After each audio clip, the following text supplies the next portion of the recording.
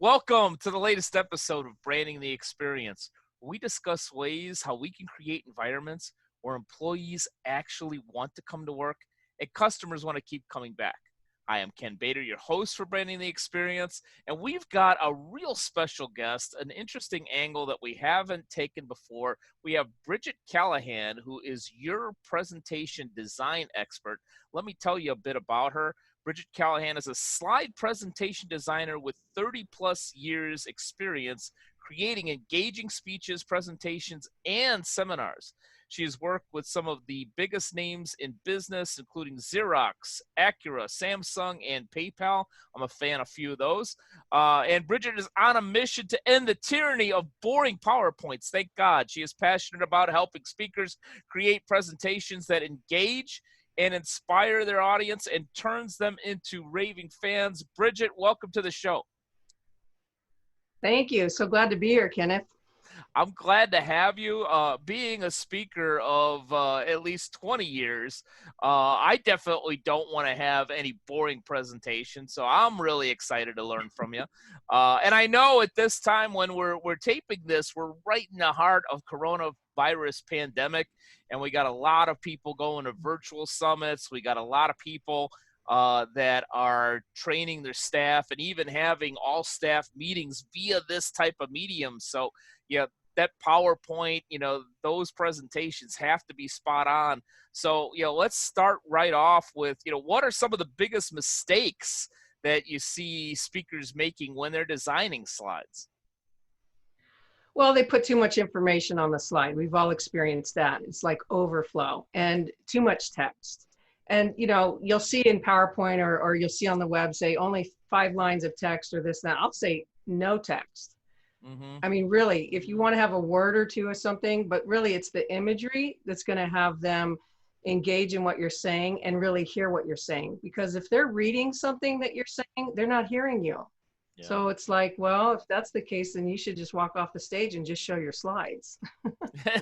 Exactly. I love that because you're validating some of the things that I do already. I don't know if I learned them instinctually or if somebody smart like you taught me somewhere along the lines, but I've always felt that PowerPoint slides are nothing more than a prop.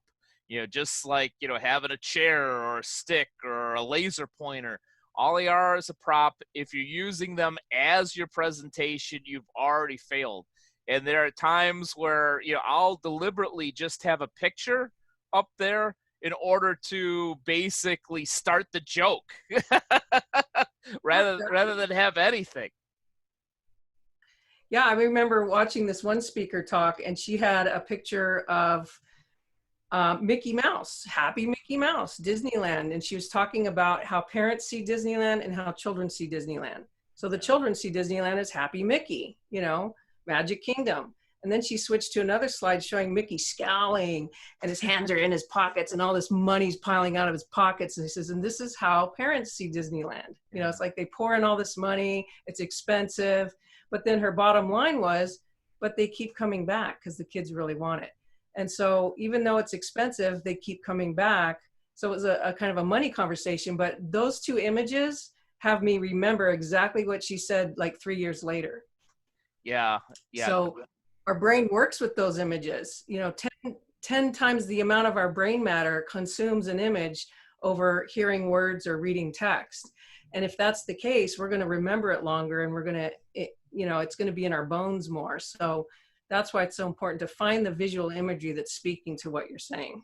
Yeah, I completely agree with you. It's interesting because lately, at least before, every single in-person event got shut down and we had to do everything virtually, a lot of the meeting planners that I would work with demanded that they have the slides ahead of time. And that's both a good thing and a bad thing. It's a good thing in that, you want to have the slides on the TV for the presenter so they can see them ahead of time. And they also want to provide them to the attendees, which I don't have any problem with. But at least for me, because I always thought that a good speaker goes by the 3 E's: entertain, engage, and educate. And part of the Mhm. entertaining was to have funny stuff up on the screen. And I always said, okay, well, if it's in the slides already and I can't make changes to it or have two versions, then people are going to see the joke ahead of time in their handouts. So, having the picture and not the necessarily any text underneath it, maybe they see the picture, but they're like, all right, where is this guy going here? Well, and that's a great solution. One of the best quotes I heard is, if your slides can be understood without you, don't get on the stage. So if someone looks at your slide deck and says, I wonder what he's going to talk about, that's perfect, because then they're going to come in and listen and marry the words to the images you're showing. Right. Right. No, I completely agree. So, yeah, how do you improve on a poorly designed slide deck? You see, speaker may be great, but his slides suck. That might be me, actually. Fortunately, I put a lot more energy into the presentation, me speaking, than the slides. But how do you improve slides that suck, basically, Bridget? Start over. I mean, really, they got to step back and start over. um, Really, here's what I've discovered in the 30 years of working in this industry, Yeah. is most people haven't seen what a good slide presentation looks like. And what saddens me is I had two interns interning for me for the summer, and they were 10th graders.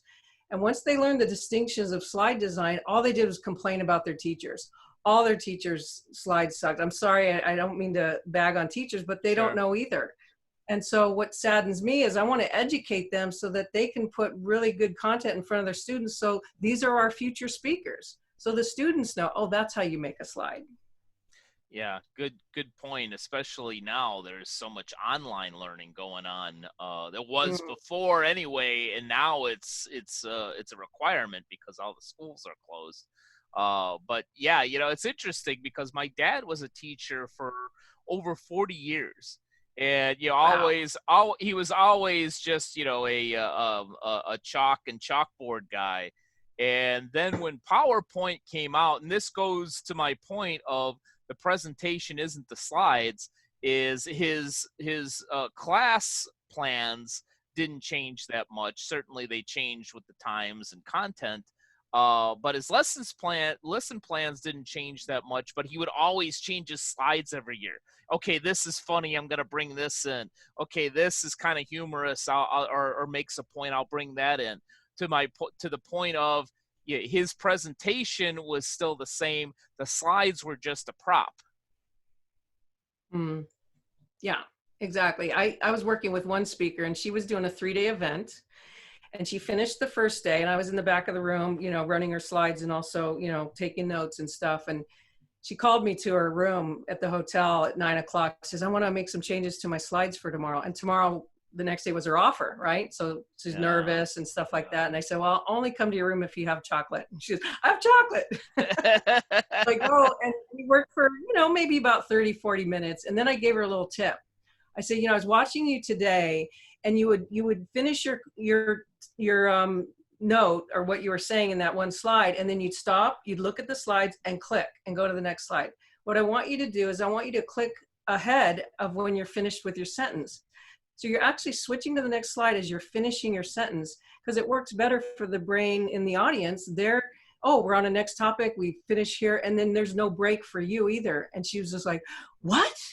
I can do that? Yeah. Yeah, of course, it's actually a good thing to do. She says, oh my God, isn't that cheating? And I said, well, if you think so, sure. I mean, she's, because if I can go ahead of time, I know what I need to talk about next. I said, perfect. So then you don't have that weird pregnant pause in between each slide. That's Yeah. like a polished speaker. Yeah, it's funny because I forgot where I heard this. It might have been in OC Speakers Network or something along those lines. Well, we talked about the evolution of speaker, where you go from copious notes and all this stuff on your slides because you need to have everything on there, and you're basically just reading off the slides and off the paper. And then you go to where you're reading off the paper and using your notes, but the slides are a little lesser, there you don't have all that stuff on there. And then you go to the next level where I was at for a long time, where you get rid of the notes. You're finally, okay, if I'm going to be a skilled speaker, I can't be walking around with all this stuff in my hands. You get away from the notes, but the slides are your cues. Yeah, it's your cues. And then the next level is where you don't even need the slides. The slides are there, but you're just going, which is where I'm just getting to right now, where I could actually lose all the slides and still be able to give a presentation. That I have a great experience of that. We were doing a live event in Arizona for this some big company, and they had a keynote speaker. And this, they pay big bucks for these keynote speakers. Yeah. And he was speaking for about 5 minutes. He worked the stage. He was great. I think he had some slides, but he really wasn't using them. And all of a sudden, all the power went out. I mean, the power went out to part of the city, right? Wow. And it was like, there's a room full of 400 plus people and they're in the dark, so we immediately opened doors and stuff like that. But we didn't miss a beat. We knew, okay, so stand by, the lights are coming on. But he didn't miss a beat either. He kept talking. And he didn't have a mic. He just kept talking, and he could project to 400 plus people.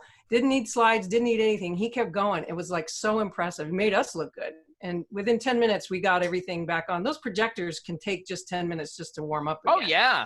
But that he saved us, and he saved that whole thing by just being the professional that he was.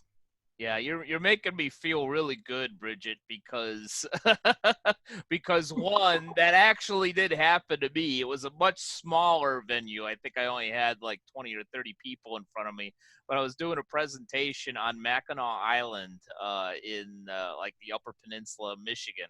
And I didn't find out this until later that blackouts and brownouts were pretty common on this island. And I was like maybe 2 minutes into my presentation, boom, everything went down. Fortunately, the windows were open already, and it was a beautiful day. And I just made a joke and said, this is why I don't rely on PowerPoint. And fortunately, we had a flip chart and markers. I pulled that out, and we kept on going. I don't think the darn power even came on until after I was done.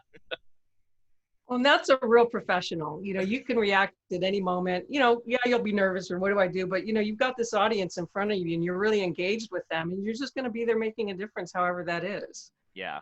Yeah. So that's a great segue to the next question is what's really better? Is there pros and cons to slides and no slides? Given your line of work, you're probably going to say, yes, definitely have slides, right? Well, so the pros of slides, it helps the listener to match the visual with what you're saying. Yeah. Okay. And it helps them with retention. Slides help the speaker in a subliminal way, knowing what to say next, like to stay on script. And then if you don't have good slides, the best thing is just don't use any slides at all. Even if you had little Post-it notes or something, I tell speakers too, you have to prepare, you may venue that their projector breaks. Yeah. What are you going to do? You have to prepare for the worst. By the way, those things behind me are my black belt diplomas. I have a 3rd degree black belt. So in my years of training, I am very cool under pressure. So when things happen, I just get calmer and calmer. And that's why speakers love to work with me, because they're tense. They're like, okay, I'm going on stage. What do I do? And just being around me, if they have to make a slide edit or something, I just calm them down, and just in my being.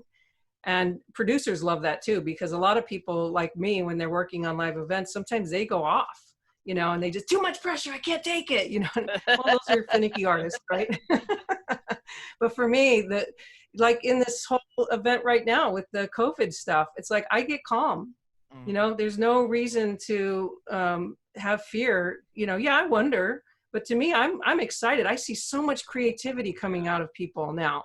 They're at home with their parents and they're creating all these great videos and stuff. I love creativity, just really comes out. So not that I want events like this, Sure. but being calm in the face of all this, you can see other opportunities. Yeah. I agree with you, and it reminds me also the next time I see you in person to not piss you off, because you'll probably easily be able to kick my ass. So, which goes along perfectly in the branding of this episode of how to go from initial idea to final kick-ass presentation. Sometimes things just work out that way. So what are your top 3 tips to turning your audience into complete raving fans? Well, one is to engage them. And like most speakers, when they walk up and they go, "Oh, thank you so much for having me on your stage, and thank you for this, and thank you for that," I was like, cut, exit. No, you walk up there, pause for a second, maybe ask a question. That engages them, and then you don't have to necessarily introduce who you are. They're going to know who you are by you're the speaker, right? Yeah. It's not about you. It's about what are you going to convey to them that they're going to go, I'm sitting forward here. I'm going to lean in. This is interesting. So engaging them is one of my top things. Another one is speaking to the listening of their expectations. When I bring this up with speakers, like, what do you mean speaking to their listening? I was like, well, what are they listening for? Who's your audience? What are they expecting from you? And most speakers don't even consider this. And if you can close the gap on that, you're going to win, or you're actually going to do better than you thought. And then the last one is, provide value so that they're glad they came. You can't imagine how many rooms I've been in the back of the room. It's dark. The speaker's up there. The slides suck. They're not congruent. And the audience is just like looking at their watch or, wanting to walk out or falling asleep. And I'm thinking, wow, this is a waste of time. Like, you have 300 people in the room. You're talking for 60 minutes. What's 60 times 300? That's a lot of minutes wasted. So think about that when you're going on stage and you want to react with your audience and engage in them and really provide value. Yeah. Thank you for that. And again, I think I'm going to have you on every show because you keep validating exactly how I approach these things. And I think maybe it's because I sat through so many bad speakers in my corporate life that I said, if I ever do, and I do this for a living, I'm not going to be that guy. Thank you. Well, and actually, I will admit that unintentionally, when I started beta training and consulting almost 20 years ago, I unintentionally I was partially that guy because I felt that it was so important. I concentrated, frankly, too much on the value and not enough on the engaging. Because I thought, all right, these people are paying me, whether it's a client with a training session or a meeting planner for this conference, they're paying me good money. I've got to educate them. I've got to give them all this value. And what I ended up doing more times than not was the proverbial, making them drink from a fire hose. I just inundated them with all of that stuff. And finally, something clicked in me. I don't know exactly when, fortunately sooner rather than later in running this business, was, you know what? Education actually isn't my number one priority. My number one priority is to entertain, and then it's to engage, because it's much easier to engage them once I've entertained them. And if I've entertained and engaged them, education will come naturally.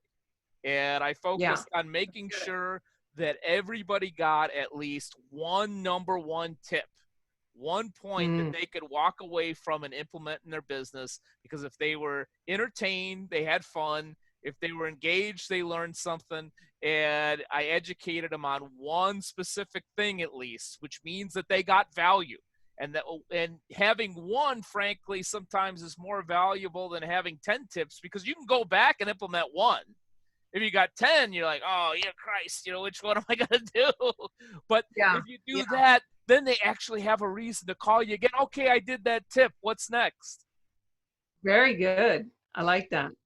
Speaking of the number one tip, can I share my number one tip? You know what? You are a perfect guest because that was actually my segue. So please give us your number one tip for I our heard audience. that. I heard that. So most people won't like to hear this, Okay. but my number one tip on making a great slide is don't design your slides on a white background. Hmm. Yep. Now, Yeah, that why? that pisses me off because I always use white backgrounds. But go ahead. Yeah. Calm down. It's okay. Now I gotta We're good. now what you're telling me, Bridget, is I got work to do. I gotta go back and change every single one of my slide decks. Well, think about it this way. If you want to put your audience to sleep, that will do it. Okay. So think of when you go to a movie theater, you pay $20 to see a movie. What's the first thing they do before they start the movie? They turn the lights down, Yeah. right? I mean, if they have the lights on bright the whole time, would you enjoy that movie? Hell no. That's what you're doing with that white background, because in projected light, reflected light is when we're looking at a brochure, or anything printed like a poster or whatever, but projected light is like light from the TV, from projectors. It comes into our eyes, and the white is our eyes go to the white, our eyes go to the light. So if you have a white background and they're trying to discern what's on the dark parts, the letters and stuff, it gets very exhausting after a while. And you'll notice this when you see, you'll never look at slides again because of this one comment. Or you're always going to look at slides and go, oh, they have white backgrounds. Yeah. Or, oh, that doesn't have a white background. Oh, I can see how I feel about that slide now, And even people, they say, oh, it's not a white background. I just put a picture on it, but it's got a white border around it. Well, our eyes go to that border, so we're missing the picture. So fill the frame with a picture. Use a darker background if you can. And I throw white slides in on occasion, kind of wake them up and stuff. And there's some good pictures with a white background. I'll use those. It's not like the end all be all, but you want to be mindful of how does that visual engage with them, and everyone loves to do the white. I think white slides came in the mid 90s because I've been doing slides before computers. Yeah. And it was like, oh, this cool thing, Apple, this and that, whatever. And it's like, now I've talked to Stephen speakers, they don't design on white, and they know it, and it's like, thank God. Wow. And so I did this show for this one client. He was a CFO, ex-CFO of a major company. And he was talking to financial people in a company, and talking about how, do you be the hero or do you be the mentor to sales? Because sales and finance don't get along, right? Mm-hmm. And so everyone wants to be the hero. No one wants to be the mentor. And he was saying, no, finance needs to be the mentor. So he was overlapping the story of Star Wars, and Luke Skywalker, the hero, and Obi-Wan Kenobi, the mentor. And when he told me this and he showed me his script, and he pretty much had what he was going to say verbatim. It was great, rich stories. I was like, oh my God, this is going to be awesome. And I, took it, came back in a week, and I gave him his slides. It was all pictures. And he looked at it, he's going, how do I present with this? I said, just tell your stories. Yeah. Just tell your story. See, when you go to this slide, you're going to tell that story. When you go to this slide, you'll tell that story. And, people aren't used to this, but it's like Hollywood. If you watch, here's a homework assignment for you guys, whoever watches the news or watches TV. I was watching the morning news, and I was counting how many times an image changed while they were talking about the COVID or something. They'd show a stat, and then they'd show a little video, then they'd show a picture. I mean, you could see 8 to 10 different images in 5 seconds. It's like boom, boom, boom, boom, boom. It's so fast. And that's because our attention span is less than a goldfish. Like a goldfish's attention span is 7 seconds. Ours is less than that. So how do we capture our attention? And this is what Hollywood does. This is what TV does, and it captures us. So in a way, it's like taking those still images and applying that same kind of mentality that, television does. Yeah. And it's not about animations. It's not about doing cool stuff that PowerPoint does. It's not that at all. It's really, what are they saying, and what's the image that's being conveyed that kind of maps together and really makes sense. Interesting. Yeah, I've been watching a lot of those COVID news conferences. In fact, even all the way out here in Los Angeles, California, I find myself gravitating towards Governor Cuomo's presentations in New York about what's going on, just because that's the Mhm. hot spot. And I haven't noticed his slides. I noticed that he's using them, but I hadn't Mhm. noticed the background per se. But I noticed that he Well, does. now. Yeah, I will now. But one thing I did notice is the cues, because he talks very slowly and deliberately about, so we're all gonna go back to business eventually. And he's almost like, your typical, New Yorker, in the way he talks. But you can see he's talking deliberately, and he changes the slide, looks at the slide, and is cued exactly to the next point that he wants to say. Bridget, I certainly learned a lot, including, stay away from the light or the white per se. But the last question I have for you is for our audience that could really use your expertise. Especially now, I know that there are a lot of business owners and CEOs that have to talk to their staff and do presentations like this from afar, using this technology, and slides can really, really help them. How can they find you out there in the world? It's really easy. My website is presentationdesignexpert.com. And I've got some samples of before and afters and stuff, and they can contact me through that site as well. And if they are, can I share a freebie if they're Of interested? course, please. We always want free stuff. In fact, if you want to redo all of my slides for free, that would be a great freebie. Well, I have Maybe this. not, maybe not a great business model, but it would be great for me. Well, maybe we'll talk later. I have a report that I created called 7 Costly Presentation Mistakes Every Speaker Must Avoid. And the quick link to it is a bit.ly link. So it's bit.ly/PPT-mistakes. So PPT is like the short version for PowerPoint. Right. And you can click there and get my report, or just send me a message. I would love to talk with you guys and find out what you're up to. Can I just share one quote I got from a client? Yeah, please. Let's see, where did I put it? So I'm working with a client you who gotta is be a, prepared on this show, Bridget. Come on, you teach your speakers to be prepared. well, it was just given to me, so I want to make sure I Go convey it for it. properly. So he's a ex marketing executive who worked with Wendy's when they coined the phrase, "Where's the beef?" Right. And he does talks with SCORE now, and he's giving a new talk on how to market in this day of fear. How do you market in this day and age of fear? And usually these are small businesses that consult him and work with him. And I've been doing his slides for years. And he said, that talk I gave last month in Costa Mesa, this woman walks up to me, and she's a professor from the local college, and she teaches graduate physics, I think he said. And he says, those are the best slides I've ever seen. Who did this? And he gave her my name, and he says, part of my job is to make these scientists understand it all. If all they talk about is science, no one's going to understand them. And this is the best example I've seen of simplicity of slide and message. It would be hard not to know what you're trying to say. So that kind of conveys it all, what we do. Why is it a mystery? Why don't people, seek out my services or come learn and do it yourself, Yeah. Awesome quote. And really, really great tips. I learned a lot. I'm gonna dig back into my slides now, that's for sure. But Bridget, thank you so much for spending some time with us today and sharing so much great advice. Oh, you're welcome. It was great to meet with you and talk about how our businesses kind of overlap and, engaging and being, being there for the audience. Sure.